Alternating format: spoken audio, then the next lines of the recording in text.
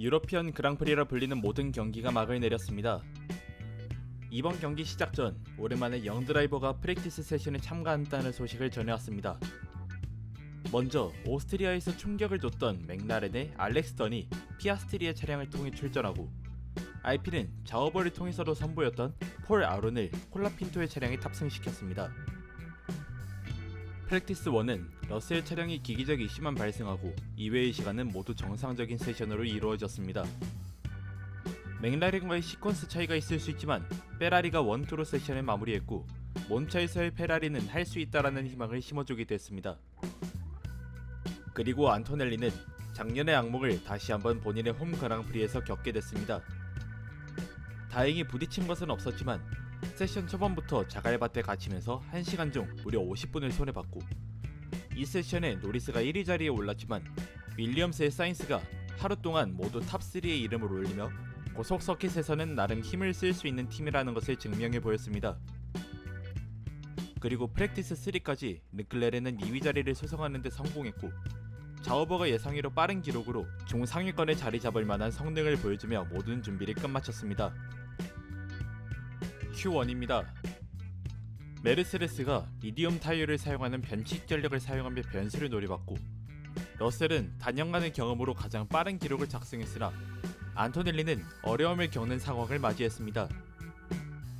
결국에 안토넬리는 소프트로 간신히 생존해냈고, 고속 서킷의 약점을 갖고 있는 알비와 알핀이 2명씩 아웃당했습니다. 하지만 20명의 선수가 0.8초 사이에 뭉쳐있는 이 상황은 경악을 감출 수 없었던 상황이었습니다. Q1 탈락자는 하자르, 스트롤, 콜라핀토, 가슬리, 로슨입니다. Q2입니다. 베르스타펜의 선두 기록을 필두로 촘촘한 간격을 형성하며 치열한 경쟁을 벌인 선수들입니다.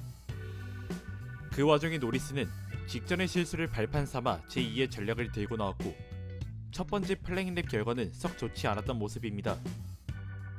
커트라인이 1분 19초 4로 측정됐고, 가장 마지막에 탈락권에서는 미묘한 차이로 몇몇 선수들이 떨어져 나간 안타까운 현장을 목도할 수 있었습니다. 노리스는 끝내 기록을 갱신했지만 급하게 수정해 나온 전략의 한계에 봉착한 느낌이 들었습니다. Q2 탈락자는 베어만, 훌켄버그, 사인스, 알본, 오콘입니다. Q3입니다. 간단하게 짚고 넘어가야 할 포인트는 2020년도에 해밀턴이 세운 트랙 레코드였습니다.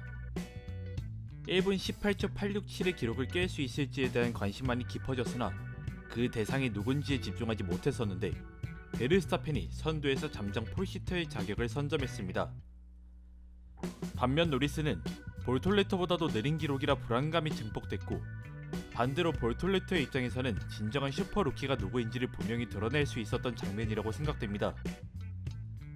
하지만 노리스가 트랙 레코드를 갈아치우며 폴시터의 자리에 엉덩이를 붙였으나 그 기쁨은 고작 5초를 넘기지 못했고, 베르스타펜이 모든 선수들을 압도하며 끝내 폴시터의 주인공이 됐습니다. 반면에 해밀턴은 직전 경기에서 받은 오그리드 페널티로 인해 10그리드에서 출발해야 하는 아쉬움을 안고 레이스에 참여하게 됐습니다. 레드불의 암흑 속에서 빛을 발하는 순간이고, 예상외로 방향성을 잘 잡고 있다는 점에서 레드불 팬분들 입장에서는 호재라고 말할 수 있을 것 같습니다. 아무리 찬발이라 욕해도 나는 나다 라고 외칠 수 있는 하루였습니다. 2025 이탈리아 그랑프리 폴 포지션의 주인공은 레드불의 막스 베르스타펜이었습니다. 레이스데이입니다. 가슬리와 하자르는 파워트레인 교체로 인해 피트레인 스타트를 진행했습니다. 그리고 훌켄버그의 차량에 이상을 발견하면서 포메이션 랩 과정 중에 급하게 리타이어 처리시킨 자우버입니다. 첫 번째 시케인 경합에서 노리스를 밀어낸 베르스타펜이었고, 진위 여부와는 별개로 순위를 내주라는 안정적인 운영을 위한 스탠스를 취했습니다. 하지만 이내 곧 다시 자력으로 역전에 성공했고, 르클레르 뒤로는 모든 선수가 트레인의 형성에 달려나갔습니다. 그리고 오콘이 스트롤을 상대로 주도권이 없는 채로 트랙 밖으로 밀어냈다고 판단해 5초 페널티를 부여했고, 유일하게 소프트로 스타트한 로슨이 일찌감치 피트 스탑을 진행했습니다. 레이스 절반이 지나가는 시점입니다. 아스카리 시케인에 탈출하던 알론소 차량의 서스펜션이 맥없이 부서지면서 억울하게 리타이어했습니다. 나름 중위권에서 포인트를 노릴 수 있을 법했는데 운이 없어도 너무 없는 시즌이라는 생각이 들 지경입니다. 그리고 당초 원스톱을 정배로 여기는 서킷이지만 미디움으로 스타트한 선수들도 장기전을 노리는 움직임을 취했고 변수가 없다면 하드로 스타트한 선수들이 어느 정도의 이득을 얻을 만한 상황이 됐습니다. 또한 꽤 오랜만에 블랙 앤 화이트 플래그 경고 문구가 나왔는데 이 깃발에 관한 자세한 정보가 궁금하시다면 우측 상단의 영상 링크를 참조해주시면 감사하겠습니다. 순위 상황이 꽤 고착화되어 있었지만 피트 스탑을 진행한 해밀턴이 차량의 특장점을 활용한 초월을 계속해 보여줬고 또다시 포디움을 향한 40세의 집념을 과시했습니다.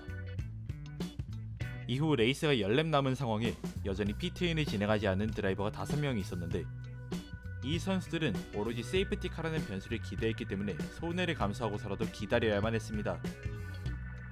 그러다 갑자기 로지아 시케인에서 베어만과 사인스의 충돌이 발생했는데 약간의 파손만 있을 뿐 두 선수 모두 주행에 문제가 없었기 때문에 세이프티카의 변수가 점점 멀어졌습니다. 그렇게 순위를 포기하고 이무 피트스탑을 진행한 맥라렌을 비롯한 선수들이었고 베르스타펜이 다시 한번 선두에 올랐습니다. 노리스를 피트스탑 시키는 과정에 시간 손해를 크게 보면서 본래의 전력과 전혀 다른 상황이 발생했는데 논란이 많은 파파야 룰을 이용해 포지션 스왑을 지시했고 그것을 군말 없이 이행해준 피아스트리였습니다. 이후로는 큰 변수 없이 베르스타펜이 2위와 19초 격차를 유지하며 결승선을 통과해 압도적인 모습을 보여줬습니다. 24년도 중반부터 삐걱거리기 시작한 레드불이 이 정도의 격차를 우승한 것 자체가 오랜만이고 팀 수석이 교체된 이후 첫 우승이자 같은 국가인 이몰라에서의 우승 이후 첫 우승이기도 합니다. 놀랍게도 이번 시즌 막스가 2경기 연속 포디움에 오른 적이 없었으나 여름방학 이후 2경기를 연속으로 포디움에 오르면서 맥킨스가 레드불의 새로운 방향성을 제시한 것이 아닌가 하는 의구심이 들기도 합니다. 그와는 별개로 노리스는 2004년에 기록된 바리첼로의 램 레코드를 갱신했고 피트에서 출발한 하자르가 포인트 피니시를 하면서 꾸준히 포인트 이터로서 역할을 다해주고 있다는 것을 보여줬습니다. 경기 이후 베어만은 사인스에게 사고를 일으킨 경위로 페널티 포인트 2점을 부여받았고 이로써 정식 데뷔 6개월 만에 페널티 포인트 10포인트가 채워지며 레이스 밴에 대한 걱정을 해야 할 시기가 찾아왔습니다. 레이스 자체는 변수 없이 바람처럼 지나갔지만 주말 전체를 놓고 봤을 때는 나름 괜찮은 서서와 결과였다는 생각이 듭니다. 베르스타펜도 약 4개월 만에 우승을 차지했고 결과 자체는 아쉬웠지만 레드불과 비슷하게 확실한 방향성을 새롭게 제시해 들고 온 것 같은 페라리까지 앞으로 남은 8경기를 기대하게 만들어 주었습니다. 또다시 한 주를 쉬고 찾아올 포뮬러1의 다음 격전지는 탑스피드의 정점을 찍어야 하는 아제르바이잔의 바쿠 서킷입니다. 한 주 건너뛰고 차주 중에 프리뷰 영상으로 돌아오도록 하겠습니다. 시청해주셔서 감사합니다.